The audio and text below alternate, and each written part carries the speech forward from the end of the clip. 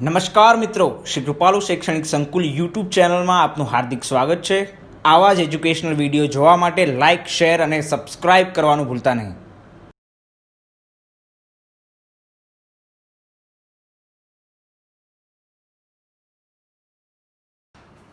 પાઘડીના મૂલ્યાંકનની જે 4 પદ્ધતિઓ છે તેમાંની આપણે પ્રથમ પદ્ધતિ સરેરાશ નફાની પદ્ધતિનો અભ્યાસ કરીએ। એ પદ્ધતિની 2 ખામીઓ હતી। એક તો કે આ પદ્ધતિમાં નફાના વધતા અને ઘટતા વલણને ધ્યાનમાં લેવામાં આવતું નહોતું, અને બીજું આ પદ્ધતિની ખામી તો કે ધંધામાં રોકાયેલી મૂડીને પણ ધ્યાનમાં લેવામાં આવતું નહોતું।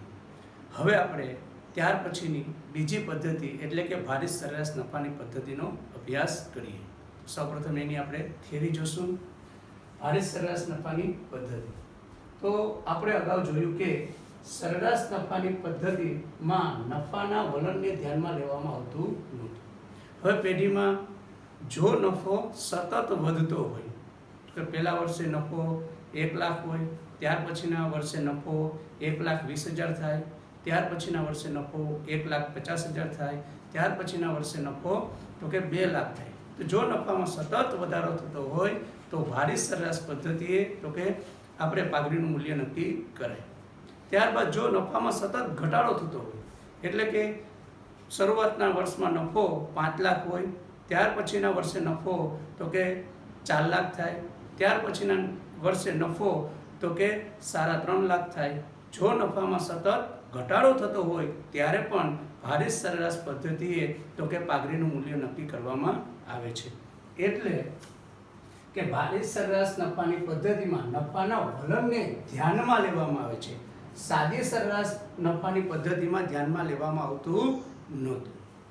બીજું આપણે વાત કરી એ પ્રમાણે કે ઘણી વખત નફામાં સતત વધારાનું વલણ જોવા મળે છે। જે આપણે ઉદાહરણ જોયું કે નફામાં સતત વધારો થતો હોય, આવા સંજોગોમાં નજીકના વર્ષના નફાને આપણું જે હાલની જે સાલ છે 2020 અને આપણે દાખલામાં જે કંઈ વર્ષ આપેલું હોય એમાં આપણી સાલ છે વર્ષ છે એની નજીકનું જે વર્ષ હોય એને સૌથી વધારે મહત્વ આપવામાં આવે। મહત્વ એટલે ભાર વધુ અને તે પહેલાના નફાને ઓછો ભાર આપવામાં આવે છે। દાખલા તરીકે વર્ષ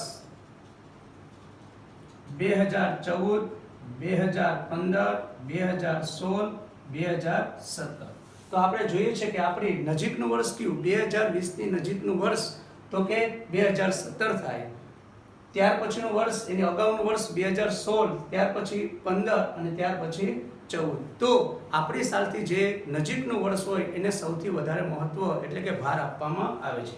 ભાર આ મુજબ આપવો તો કે 14 ને 1, 15 ને 2, 16 ને 3 અને 17 ને 4 આ મુજબ ભાર આપવામાં આવે છે। એટલે આપણે કીધું કે નજીકના વર્ષના નફાને વધુ અને તે પહેલાના નફાને ઓછો ભાર આપવામાં આવે છે। તો આપણે જે આપણી હાલની જે સાલ છે તેની જે નજીકનું વર્ષ હોય એને સૌથી વધુ મહત્વ, એની પહેલાના વર્ષને એનાથી ઓછું, એની પહેલાના વર્ષને એનાથી ઓછું, એની પહેલાના વર્ષને એનાથી ઓછું, તો આ પ્રમાણે આપણે એને ભાર આપવો પડે। હવે કીધું છે કે જુદા જુદા વર્ષના નફાને ભાર આપી સરેરાશ કાઢવામાં આવતી હોવાથી આ પદ્ધતિને ભારિત સરેરાશ નફાની પદ્ધતિ તરીકે ઓળખવામાં આવે છે। અહીંયા નફાને તો કે ભાર એટલે કે મહત્વ આપવામાં આવે છે। આ પદ્ધતિમાં ભાર આપવામાં આવતો અને ભારના આધારે સરેરાશ મેળવવામાં આવતી હોવાથી આ પદ્ધતિને ભારિત સરેરાશ નફાની પદ્ધતિ તરીકે ઓળખવામાં આવે છે। હવે આ પદ્ધતિએ તમને દાખલામાં એમ કીધું હોય કે ભારિત સરેરાશ નફાની પદ્ધતિ મુજબ પાઘડીની ગણતરી કરો તો કંઈ પ્રશ્ન જ નથી, પરંતુ દાખલામાં કોઈ સૂચના જ ન હોય, દાખલામાં એમ કીધું હોય કે યોગ્ય સરેરાશથી પાઘડીનું મૂલ્ય નક્કી કરો, ત્યારે શું જોવાનું તો કે પહેલી 2 સૂચનાઓ ધ્યાન રાખવાની કે જો દાખલામાં સ્પષ્ટ સૂચના આપેલ હોય કે ભારિત સરેરાશ નફાની પદ્ધતિ મુજબ પાઘડીની ગણતરી કરો, તો દાખલામાં સૂચના આપેલી જ છે કે ભારિત સરેરાશ નફાની પદ્ધતિ એટલે ભારિત સરેરાશ નફાની પદ્ધતિ આપણે દાખલાની ગણતરી કરવી।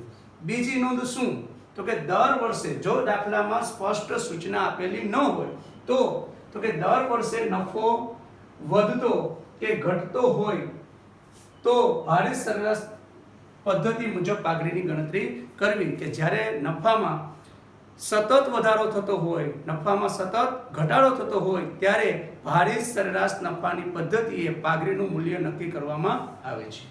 હવે અહીંયા દાખલો ગણવાના સ્ટેપ છે, જે આપણે અગાઉ પણ સાદી સરેરાશ નફાની અથવા સરેરાશ નફાની પદ્ધતિ હતી તેમાં પણ દાખલા ગણવાના સ્ટેપ હતા. કે સૌપ્રથમ કોષ્ટક બનાવવું, ત્યારબાદ તો કે અગાઉની પદ્ધતિમાં સરેરાશ નફો શોધો અને ત્યારબાદ પાઘડી. તો અહીંયા પણ આપણે એ જ ક્રમમાં જવાનું છે કે સ્ટેપ પહેલું શું, તો કે સ્ટેપ 1 કોષ્ટક બનાવવું. હવે કોષ્ટક કઈ રીતના બનાવવું એ હું તમને અહીંયા દર્શાવું છું.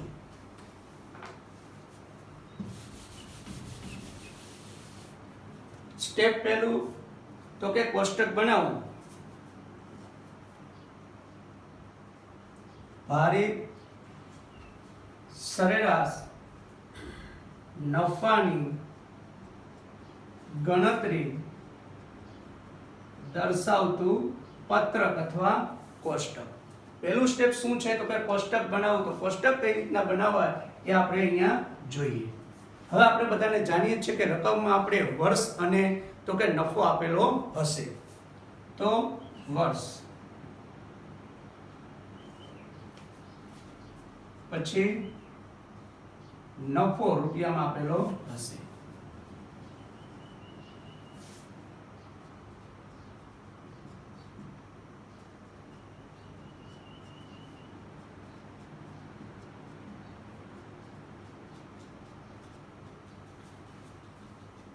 આપણે કાલ્પનિક આંકડા લીધેલા છે કે વર્ષ 2014-15, 15-16, 16-17 અને 17-18.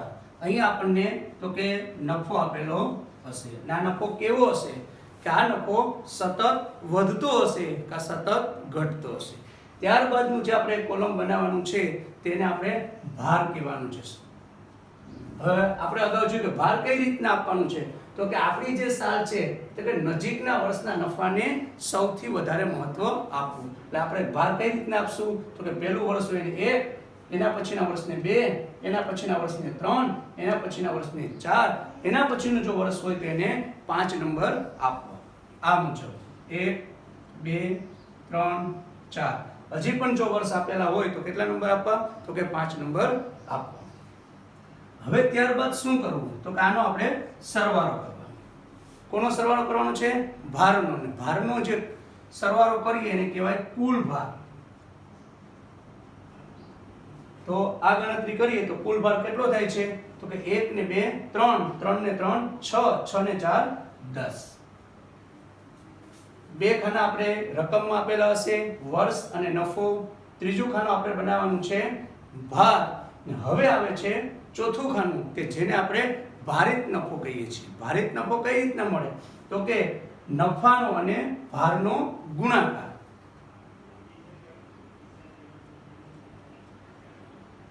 ભારિત નફો કઈ રીતના મળ્યો તો કે નફો અને ભારનો ગુણાકાર. હવે આ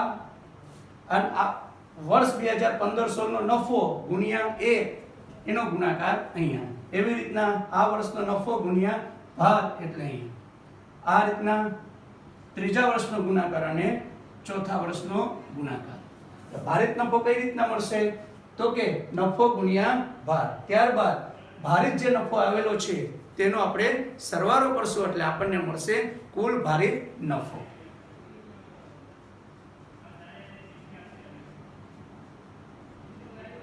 જે આપણે આ સરવાળો કરશું તે પ્રમાણે.